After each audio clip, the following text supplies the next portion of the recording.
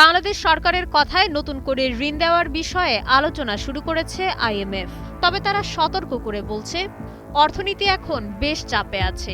এর মূল কারণ হলো সরকারের আয় কম, ব্যাংকগুলোর অবস্থা দুর্বল এবং জিনিসপত্রের দাম অনেক বেশি। তার উপর মধ্যপ্রাচ্যের যুদ্ধের কারণে বিদেশ থেকে পণ্য আনার খরচ বেড়ে যাওয়ায় এই চাপ আরও বেড়েছে। আইএমএফ বলছে, ব্যাংক খাতের বর্তমান পরিস্থিতি বেশ উদ্বেগজনক। এই সমস্যা কাটাতে দুর্বল ব্যাংকগুলোকে দ্রুত ঠিক করার পরামর্শ দিয়েছে তারা।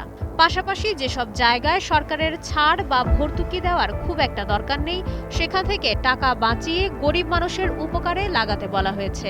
সেই সাথে জিনিসপত্রের দাম কমাতে এবং ডলারের রিজার্ভ বাড়াতে কিছু কড়া নিয়ম মেনে চলার কথাও বলেছে সংস্থাটি।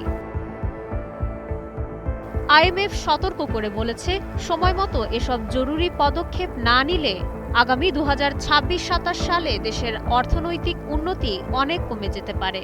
এদিকে আইএমএফ এর প্রতিনিধি দলের সাথে সরকারের বেশ ভালো আলোচনা হয়েছে। আগামী কয়েক মাস নতুন এই ঋণের পরিমাণ আর শর্ত নিয়ে দুই পক্ষের মধ্যে চূড়ান্ত আলোচনা চলবে।